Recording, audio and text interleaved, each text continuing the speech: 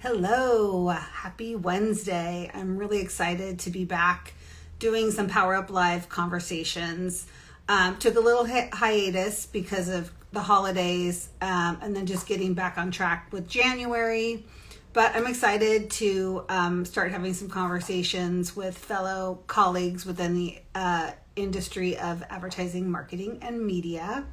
I have to say, I've actually really missed doing this. It's fun. It gives me a reason to put on makeup and get ready to be on camera, which is really fun after many days of being home inside alone.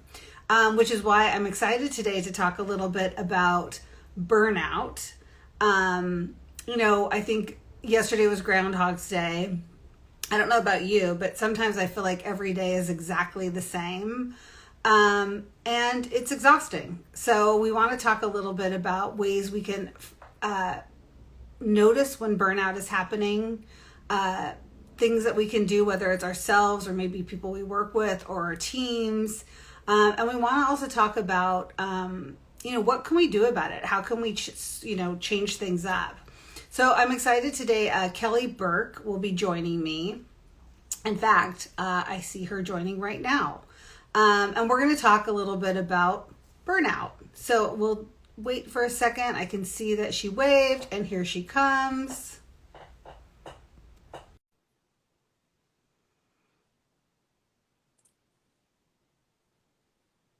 And we're connected. Yep, there I am. Yay! Hello. How are you? I'm good. It's exciting to see you. Yeah, it is. It's a nice break in the week, isn't it? It is, exactly. So I kind of just set up a little bit that we're going to be talking about burnout, which I think is appropriate given that we just had Groundhog's Day yesterday and every day seems very similar. Yep. But before we go into kind of that, I just wanted to, introduce you. And I always say this when I do these conversations. One thing I love about this business, especially in advertising, it's a really small world. And Yes. And I love the position I'm in now because I have an opportunity to go and look and talk to people who I maybe worked with in other capacities and get to know them a different way. So I remember many times calling on you when you were at Option Media. I wouldn't Yep. be surprised if I called on you when you were at Beyond Interactive. Yeah, probably. I mean, it's because I was, so I was the seller, she was the buyer, she was the head of media at some amazing agencies in San Francisco. Yeah. And it's funny because I see so much of the similarities in our paths of how you're super involved in SF Big. I'm super involved in Think LA. Yep. We both have this wanting to help others and to mentor and to coach and to, just provide people with more knowledge, more ways to, connect and to grow their skills. So I love all of that. But I'd love to hear from you a little bit about your background and kind of how you got to where you are today. Sure. Yeah. Like you said, I've been in the advertising industry for, pretty much an entire career until I stopped and started a new one. And like you said, I just loved our industry. I still love our industry. I can't get enough of it, even though I'm technically not in it, although I still do some media and marketing consulting, but I never really wanted to be away from it. I just didn't want to do it anymore. And I needed to figure out, what kept me in this industry for so long if I wasn't, always enjoying what I was doing. And is the people. The people and the ability to manage a group. And I think for me, I just felt that having a group to manage and train throughout their careers, like coming in as assistants or even, coming into I came into Opti as, a senior person. So even taking some of the senior folks who were under me and helping them be the greatest leaders that they can be. And that's really what I loved. And so stopped, became a coach, became a trainer, and this is what I've been doing. It's exciting and it's cool because this is an industry that I do think needs, this ability to have coaching one-on-one I mean, I look back and I think how many times I would have loved to have had a Oh coach gosh. to help me through Yep. some of the stress that is involved in our industry. I too love it. I think it's an amazing industry. It's so important to a business, how a business is going to grow and scale. I think what's interesting though, and I think you and I talked about this, and I see this all the time in conversations I have with other people. I see it on Fishbowl. I see it on Reddit. People just getting so burnt out with this Yeah. industry. Yeah. And I know you had Absolutely. seen somewhere that it's the #2 industry, or tell me a little bit Yeah. about your sort of point of view on the burnout. Yeah. So Deloitte did some research. It was like pretty early on in the COVID, lockdown situation. So I think it was spring of last year. And the ad industry, what the percentage was, 73% of the ad industry shows burnout symptoms, only behind the tech industry, which was 74%. And how interlocked are they too? Yeah, it's so true. And what you said before is you would love to have a coach. The thing is, and it's, I don't know if it's dirty little secret or not, or even maybe not even a secret, but it's a rare agency that actually invests in their people. I know I worked at a lot of agencies, and it's a rare occasion to actually get formal training. And yeah, which I think is insane. Like everything, like look at Rashad Dubakawala. The one thing he always says, learn, invest in yourself. I just saw this great article from Warren Buffett. Your #1 investment right now is to invest in yourself. And that's it, whether it's, we provide obviously at the Athenaeum Collective paid courses, both, hard skills, like how to actually do stuff in advertising, marketing, and media. We're also adding a lot of soft skills. So we've got leadership, we've got a happiness course coming out. Ooh. But I know negotiation. Interesting is that right now, especially, people are being laid off. Yeah. If you do have people within your agency, maybe you can't give them the raise this year. Right. But you know what you could give them is access to education, access to trainings, access to things like Athenaeum Collective. Whether there's so many ways you can create this incredible opportunity to give people something to grow. Did I lose her? I think so. We'll wait for her to come back. I am not sure what happened, but those things do happen. It's nice to see our friends from Lavima here. Hi, Dina. Nice to see you as well. Here she is. She's back.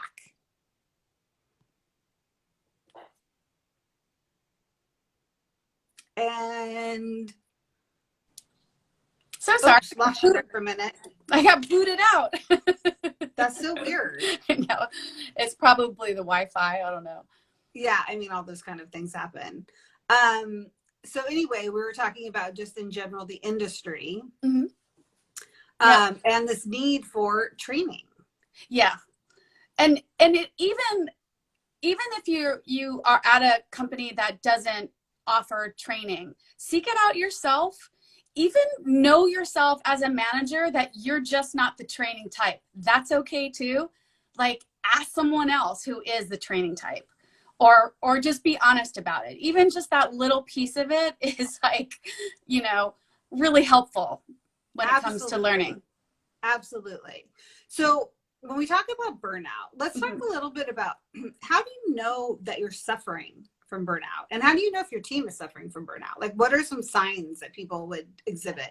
Yeah. So first, I want to say like this topic just came up because I manage an advisory council for Key Technologies, and it's all made up of advertising people.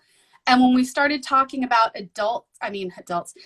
topics that would make sense for them for a workshop, burnout is what came up. It was burnout and how to manage a team virtually.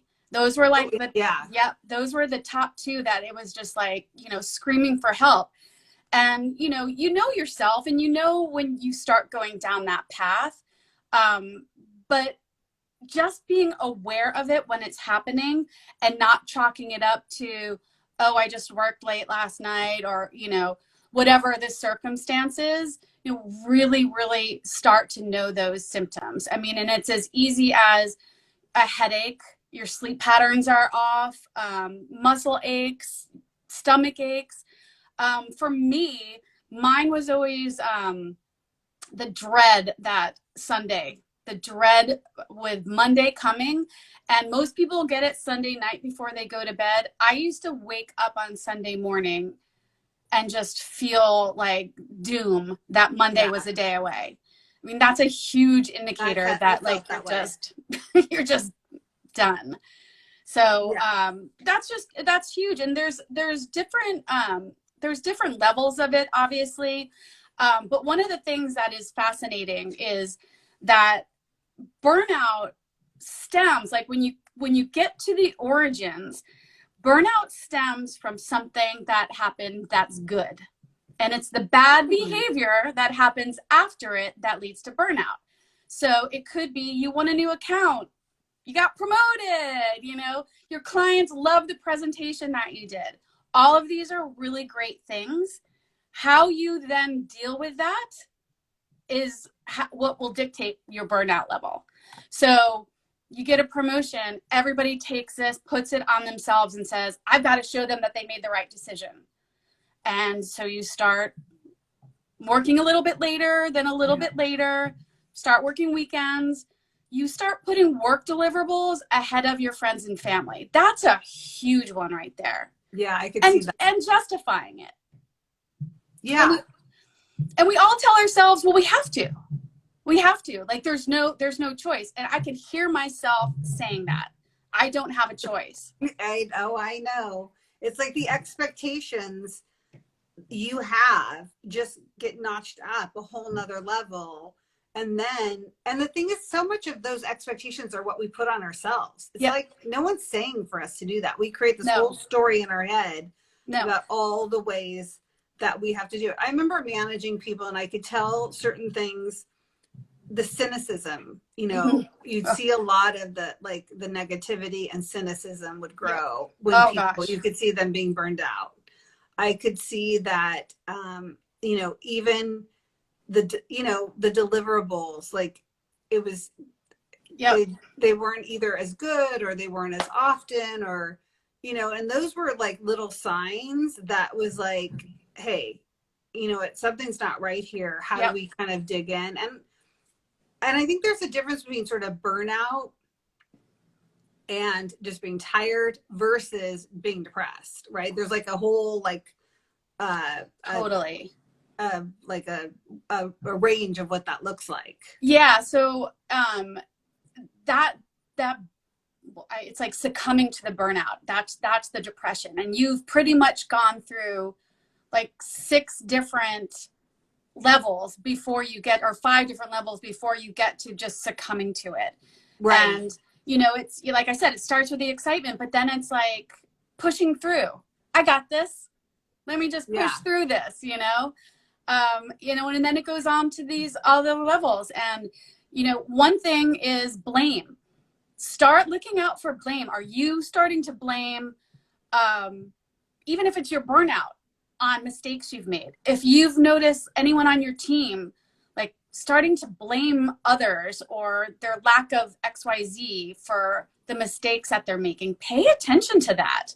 That's a huge scream for help. Yeah, absolutely. I agree with that. And I think also when you start seeing people who have even I recognize them myself, when I have anxiety, right? When I start getting really wrapped up in the stories in my own head is when I know, oops, something's happening. Yeah. I've got to stop and analyze what is causing this. Because most of it is definitely around sort of the burnout, the setting my expectations too high that I'm never going to be able to achieve them.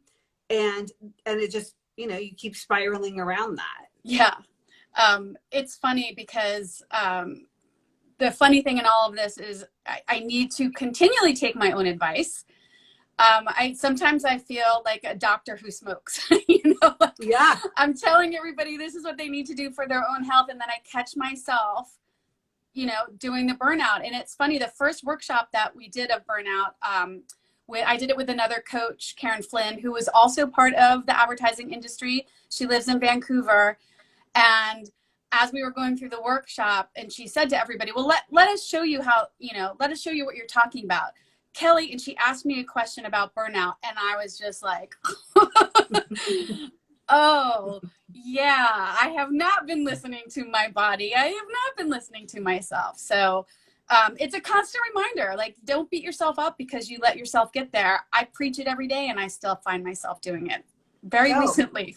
I believe it's so funny because I just went through this thing where every morning I would wake up and I would wake up to the thought, oh my God, I have so much to do. Yeah. And that is like the worst way to start the day, because you've already started like in this sort of point of view of, oh shit, I'm not going to be able to get it all done. Yeah. And then again, high expectations, right? Yep. You don't meet them, and then you burn yourself out because you've just created a cycle. So I'm trying to wake up and say to myself, today I have everything I need to get what I need to get done. Yeah. Like a more like positive, I'm still working on it, but it's interesting how it is a constant battle. So let's talk a little bit about, what do you think are some things that people can do? Yeah. So let's start first personally, and then let's talk about teams, because a lot of people that we, work with are leaders or managers of big teams or small teams. Yeah. So I think so for yourself, obviously all the things that we just said, all the physical cues, and then whether it's the headache, the sleeping, the starting to miss things, starting to blame, all those little behaviors, you'll start picking up on it. And, all I can say is please don't let it get, to the end, because the complacency is, I think, the most dangerous piece of it. You just don't care. You give up and you just don't care. And you don't care about the quality of your work. And you don't care if you're missing deadlines. And you don't care what your boss says. And you don't care about the new client because, they looked at you sideways, whatever it is. Right. Yeah. So, it's all of that. And it's hard, especially when you are the boss, or like you're working for yourself, because you don't have anyone to bounce things off of. So you literally have to either bounce it off yourself or find someone to just confide in. Yes. Well, networks. That's why you have to have a network of friends and people that you have a confidant that you can talk to, or a coach. Yeah. I mean, obviously. Yeah. A coach. I mean, I cannot say enough how helpful a coach is. And I'm not just saying that because I'm a coach. Like my first coach, and I've had a few, she just changed my world. Yeah. She absolutely changed my world. It was like the awakening that I needed just to get out of my own way. And I think for people who don't know, like, to me, that what I love about a coach versus like a therapist is that a coach helps you figure out how to move forward versus spending all the time in the past. Like, I'm like all about, okay, what's happening and how do I fix it? Right. How do I move forward? And just that accountability piece too. Like, I will fail myself over and over and over. But if someone asks me to do something, or I have to do something because I told my coach I would do it, I'm going to do it. Yeah, absolutely. Absolutely. So what do you recommend for people who are suffering from burnout right now? So like I said, listen to the signs. You need to, and I just, I wrote I was a guest writer yesterday for the SF Big Tuesday Talk newsletter. Oh, thank you. And it was all about Groundhog Day, which, kind of, like you said, plays into all this burnout.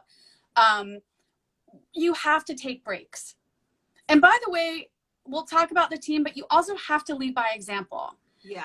You cannot affect change if you're not doing it yourself. So I know, like, I'm saying, take breaks. I'm saying, don't schedule meetings back to back to back. I'm saying set boundaries. And I can, as a media person, an ex-media person, I feel the anxiety rising in me for anyone to tell me that. Because it's like, you don't know. You don't know. I can't do that.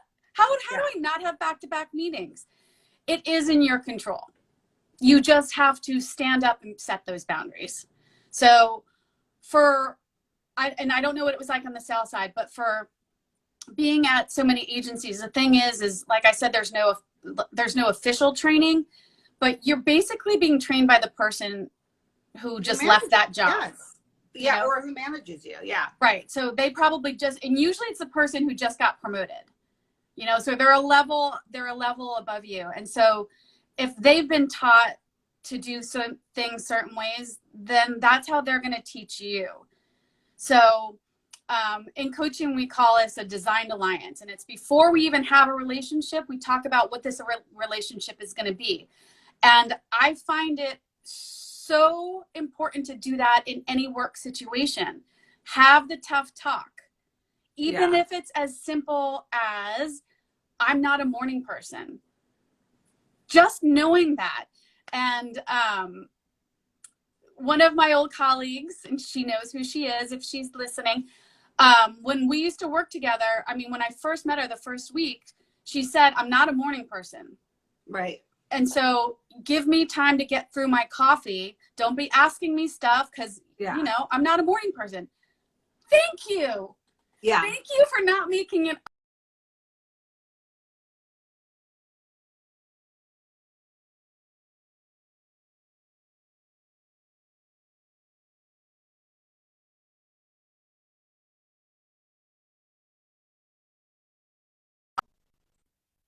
Oh, am I frozen? Good. There you go. Okay. Like, I don't know what's happening, but you're frozen and I can't tell. So anyway, so it's those little things. Set boundaries. Again, I'm getting the anxiety. You don't have to say I only work from 9 to 5. Yeah. But let them know, like, I have a family, or I need to take a spin class to function properly. Yeah. And that's one of the coping things that you also need to realize about yourself.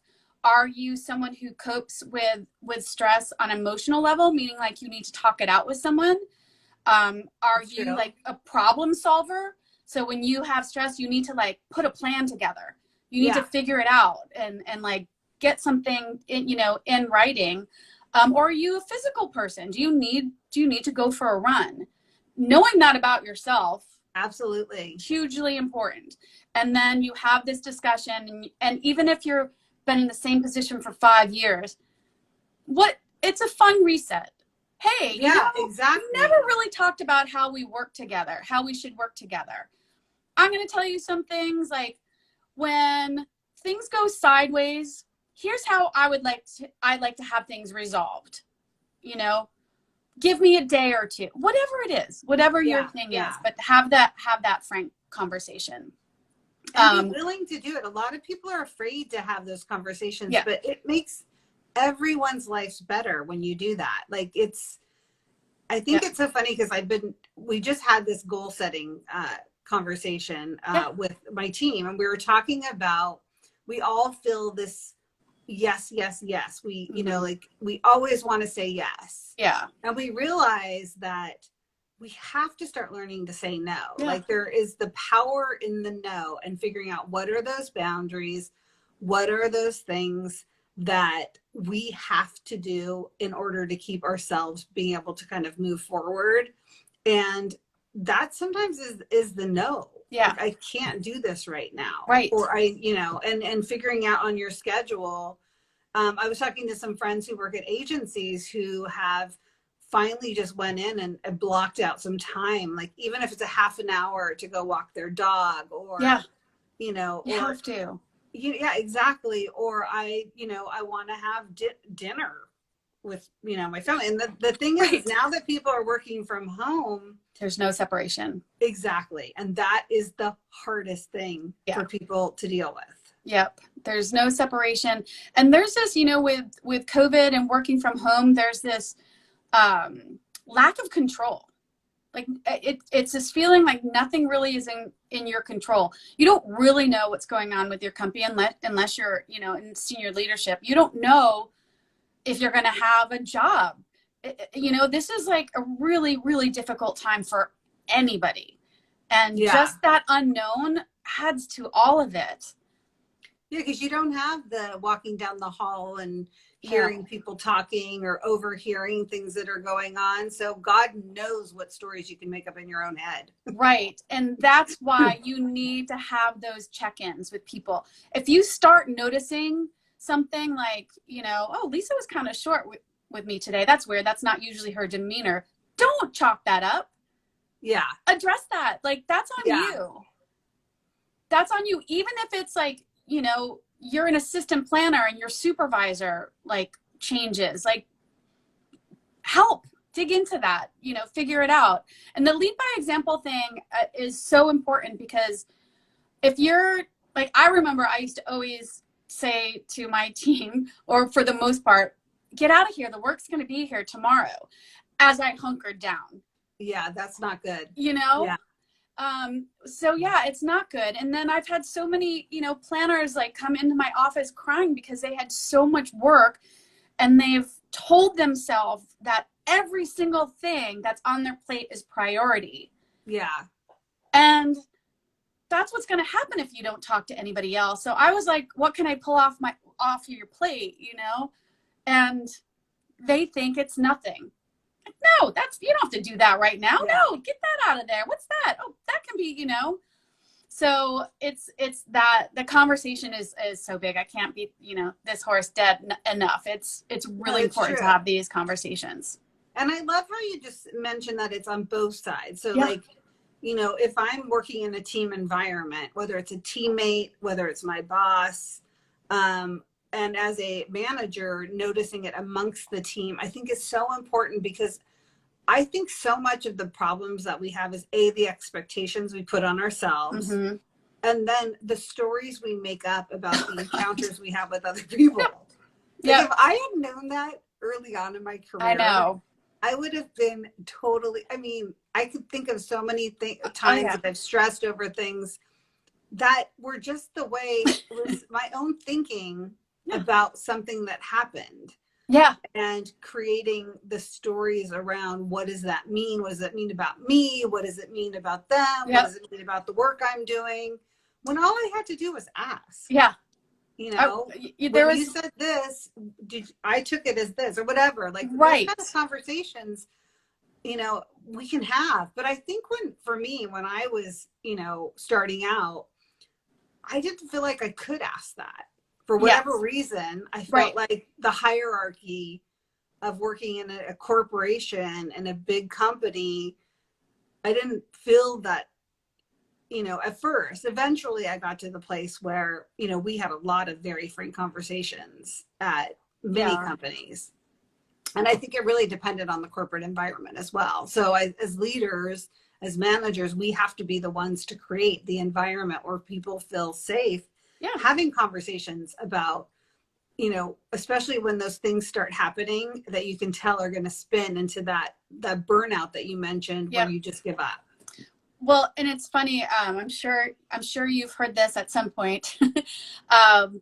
It used to be the saying was like, as the younger kids were coming in, this was years ago, it'd say, oh, those damn millennials, they're so entitled.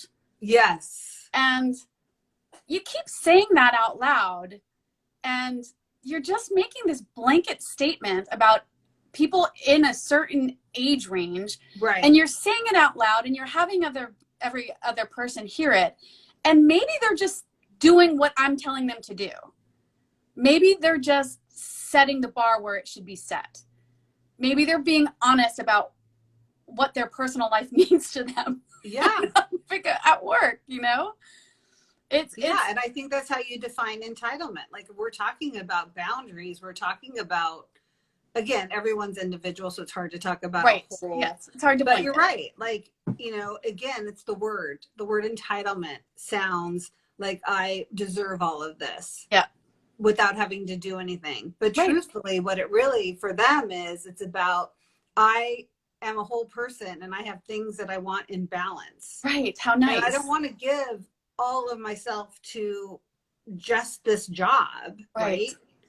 Yeah. I want room to do more. And the truth is, I would be better at my job if I have this ability to do other things that make me sort of this whole person. Yeah. I mean, how many managers did you witness who, when they had a new person come in, a new entry level person come in, the rule was they're not allowed to leave until their boss leaves. Oh, I hate that one.